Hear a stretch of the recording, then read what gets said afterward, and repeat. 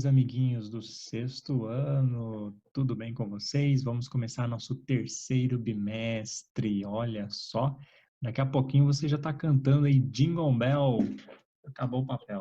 Bom, para este terceiro bimestre, nós vamos falar sobre as dinâmicas da atmosfera, né? O que ocorre na atmosfera, nesse invólucro que é invisível aos nossos olhos, porém existe aí, né, algumas camadas que praticamente ela tem uma função vital para a nossa sobrevivência. Sem ela, seria quase impossível a vida como existe atualmente, né? E aí depois a gente vai entrar também numa disciplina da geografia, que é a climatologia, e, por último, falar sobre hidrosfera, né, e os ambientes aquosos, muito provavelmente, tá?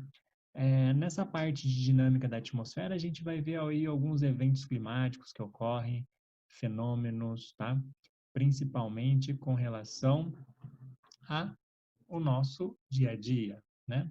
Como, por exemplo, a variação de temperatura, quando chega a época do inverno, do verão, a gente está falando aí de clima, né? Quando a temperatura baixa de uma hora para outra, a gente está falando de tempo, né? Isso a gente vai definir mais para frente. A gente vai diferenciar o que que é clima, o que que é tempo. Se eu te perguntar, você sabe a diferença entre clima e tempo? É a mesma coisa? Hum? Será? Não, vamos dar prosseguimento aqui.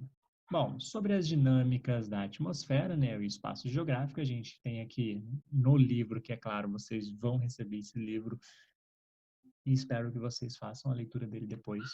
Mas aqui a gente já abre com essa imagem, né, de alguns balões, aqui um avião e aqui alguns pássaros, né? Todos eles têm algo em comum, que é voar, claro. Uns são mais pesados e tem aí a engenharia ao seu favor para que eles alcem voo, né? Como, por exemplo, um avião. Imagina, como que um avião voa tão pesado assim?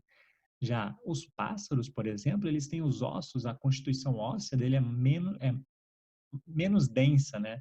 Do que dos mamíferos, por exemplo, né? Nós, seres humanos, os nossos ossos são extremamente pesados. Dos pássaros, eles são mais leves. Então, já é uma adaptação evolutiva aí para propiciar o voo, né? Já quando a gente fala dos balões, né? Ele, ele sobe a partir ali do aquecimento do ar que está inflado ali nessa parte, né? O ar quente, ele é muito mais leve, ele é expandido e ele começa a ter uma diferença de pressão, né? Ele fica com uma baixa pressão. E aí ele sobe. Bom, vamos dar prosseguimento aqui. Já falamos, né, sobre essas imagens, né, que tem em comum, porque elas estão no ar, né, voam. Ah, quais as diferenças entre as cenas fotográficas, né? As diferenças é que, são naturais, né, como os pássaros, eles voam por conta própria, e os outros são artificiais, aí o homem, né, ele faz essa máquina voar, seja o avião, seja o balão. Qual domínio da natureza existente, né, permite a realização dos voos? Aí a gente está falando, né, da atmosfera, certo? Lembrando que a gente já, né, estudou as camadas da Terra e tal. Vamos prosseguir. Então, é claro que esse estudo, né, ele é muito importante até por ponto de vista da nossa evolução como seres humanos. Ao longo da história da humanidade, os fenômenos atmosféricos eles já vêm sendo observados. Por exemplo, como que o homem lá no passado, no período neolítico, sabia quando era a hora de plantar? Ou como ele sabia qual que ia ser a hora que seria a melhor época para ele semear a semente ao solo, ou que depois ele ia levar um tempo para colher aquela semente? Tudo isso foi através da observação, né? Com o passar dos tempos, né, centenas de anos, pessoas foram observando e vai passando este conhecimento de geração em geração até chegar o momento que o homem deixa, né, de ser aquele homem nômade e passa a constituir civilizações, né? Ele começa a plantar o seu alimento. E mais para plantar, você precisa saber qual é a melhor época, quando vai ter chuva, quando vai faltar a chuva, e todas essas observações foram fundamentais para o ponto de vista evolutivo da nossa sociedade humana, certo? Vamos continuar aqui então, tratando de alguns assuntos, né, os mais interessantes para a gente aqui. Origem e constituição da atmosfera. Como que essa atmosfera ela começa a se formar? Bom, a partir do resfriamento da superfície terrestre, né? Lembra quando a gente tratou dos assuntos aí sobre litosfera, que era uma bola incandescente? Então, aquela bola incandescente, ela começa o seu resfriamento, né? Que cerca de 4,6 bilhões de anos atrás, né? E no fim desse processo de resfriamento, os gases presos no interior do planeta foram liberados aos poucos para a superfície, tá? Enquanto o material mais pesado se acumulava no centro, os gases mais leves, mais menos densos, né? Começavam a ser liberados juntamente com o vapor d'água, tá? Dando origem a fortes chuvas que auxiliaram no resfriamento do resto da superfície. Então, essa atmosfera, que era uma atmosfera primitiva, né? A gente fala que é uma atmosfera primitiva, se formou naquele momento e tinha uma composição muito diferente da atual. Por exemplo, se você estivesse lá naquele período há 4 bilhões de anos atrás, se você inalasse o ar atmosférico daquele período, você morreria instantaneamente asfixiado por falta, né, por exemplo, do oxigênio, né? Ele era uma coisa muito menos comum do que nos dias de hoje. Nós morreríamos asfixiados instantaneamente, tá? E aí, com o surgimento dos primeiros seres vivos, né, com as plantas lá que realizaram a fotossíntese, né? Fotossíntese, ou seja, consegue transformar gás carbônico em oxigênio através dessa troca, né, liberando o oxigênio, sendo o mais importante aí para o resto dos seres vivos, né? É claro que não necessariamente as plantas, né, são os maiores expoentes aí de oxigênio. Por exemplo, a gente sabe, isso é consenso no meio científico, que o que mais gera oxigênio para o planeta são os plânctons e fitoplânctons, que são algas marinhas, tá? Então, essas primeiras algas marinhas que constituíram praticamente essa nossa atmosfera com gás, com oxigênio, certo? Então, todo esse oxigênio é através aí dessas algas, né, que são os plânctons e fitoplânctons.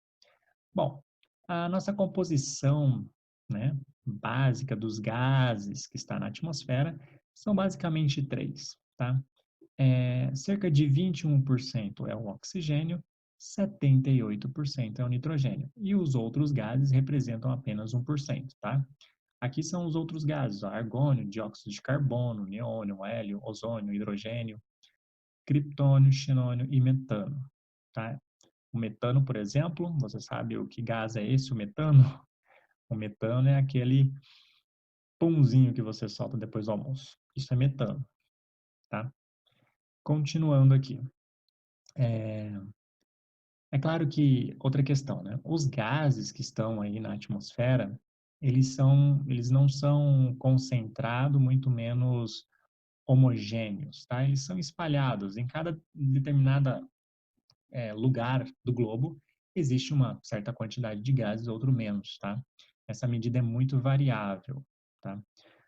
Isso varia conforme a latitude, lembra, a gente estudou latitude e longitude lá no primeiro bimestre, e também com relação à altitude.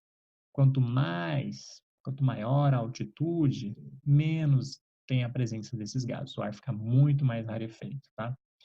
É, Um gás que está presente em quantidades muito variáveis na atmosfera, mas exerce grande influência sobre nossas vidas, é o vapor d'água, por exemplo. Porque o vapor d'água, ele é responsável principalmente pela regulação térmica. Você já foi, por um acaso, em alguma floresta? Você já andou em uma mata fechada? Se não, vou te falar como é. Se você adentrar em uma floresta fechada, onde tem muita umidade, retém tanto calor essa umidade que você se sente como se estivesse em uma sauna. Você já entrou numa sauna? A sauna é extremamente quente, abafada, às vezes dá até falta de ar. Assim é nas florestas. Então, lá está uma grande quantidade de vapor d'água que fica ali cozinhando, literalmente como se estivesse cozinhando. Uma floresta é como se fosse uma grande panela e quem está lá dentro está sendo cozido, certo? É claro.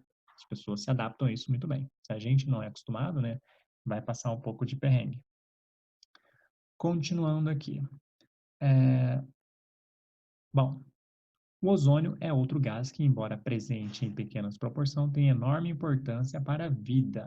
Este aqui, ó, a camada de ozônio, a gente vai ver um videozinho explicando sobre isso aqui, muito importante.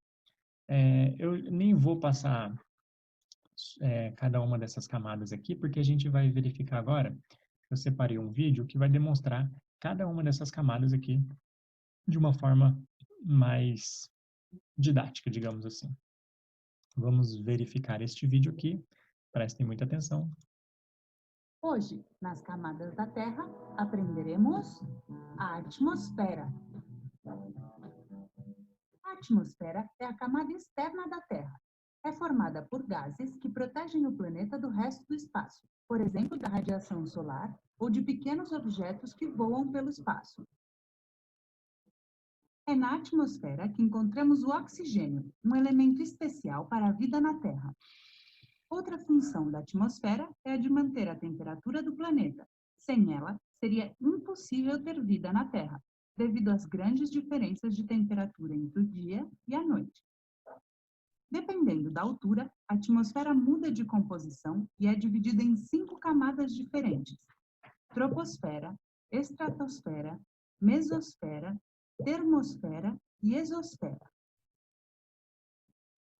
A troposfera é a camada mais próxima da superfície da Terra e mede aproximadamente 10 quilômetros de altura. Na troposfera estão as nuvens, e nessa camada são produzidos a maioria dos fenômenos meteorológicos, como o vento, a chuva e a neve. Na troposfera encontramos o ar, que é necessário para a vida na Terra. É por isso que temos que tentar não poluir o ar. A estratosfera fica entre 10 e 50 quilômetros de altura acima da superfície da Terra.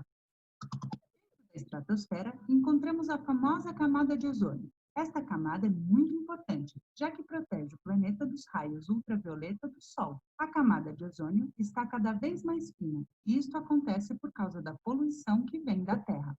Você sabe que os aviões voam pela estratosfera para evitar turbulências? A mesosfera fica entre 50 e 85 quilômetros de altura acima da superfície da Terra. A mesosfera é a camada mais fria da atmosfera, podendo chegar aos 90 graus abaixo de zero. Nesta camada, as estrelas cadentes são produzidas. Elas são meteoritos que vêm do espaço e, ao entrar em contato com a mesosfera, são destruídas, soltando um rastro de luz. A termosfera fica entre 85 e 500 quilômetros. A termosfera é a camada mais quente e a que regula a temperatura da Terra. Esta camada pode chegar a mais de 2.000 graus centígrados. Na termosfera, orbita a Estação Espacial Internacional. Nesta camada são produzidos fenômenos impressionantes, como a aurora boreal e a aurora austral. A exosfera é a camada mais distante da Terra e fica, aproximadamente, entre 500 e 10.000 quilômetros da superfície da Terra. A exosfera é muito leve e não tem ar. É feita de hidrogênio e hélio. Além disso, é a camada que está em contato direto com o espaço, sendo a primeira linha de defesa contra os raios solares. Nela, encontramos vários satélites. E estas são as 5 camadas da atmosfera. Interessante, né? Interessante, né? Bom, o que eu julgaria ali de mais importante para a gente, né, seria essa camada aqui, ó. Opa, deixa eu só colocar aqui grandão. Aqui. E essa primeira camada aqui, que é a troposfera, onde acontecem os principais fenômenos meteorológicos, né, como a chuva, o vento e tudo mais. Então, é nela que nós vamos nos concentrar posteriormente. Mas ali esse vídeo, acho que deu para dar uma demonstrada para vocês, basicamente aí nos aspectos gerais, né, do que ocorre em cada uma dessas camadas aqui, certo? Agora a gente vai falar aqui, na verdade, ela já explicou, né, sobre a troposfera, ela falou cada uma das camadas, mas aqui a gente vendo esse desenho, como acontece, né? Quando você vai subindo, quanto maior a altitude, tá vendo essas bolinhas azuis? São as partículas, né, as moléculas de ar. ou seja, o ar vai ficando mais rarefeito. Tanto é que os alpinistas, né, alguns alpinistas, quando eles vão subir, por exemplo, o Everest, né, que é uma das maiores montanhas do mundo, eles utilizam equipamentos para respirar, como cilindros de oxigênio. Porque quanto maior a altitude, mais você sobe, mais o ar fica rarefeito. E quanto mais você desce, né, ao nível do mar é onde tem a maior concentração de gases. É como se fosse esse desenho aqui, tá vendo as moléculas de ar em volta? Ele está aqui na parte de baixo, está cheio. Quando ele vai subindo, né, essas moléculas ficam mais raras, tá? É, outra questão também que a gente vai falar, mas aí eu vou deixar para o próximo vídeo, que é com relação a alguns eventos, né, e as principais funções aí da atmosfera, tá? Vamos ficar por aqui e eu volto logo.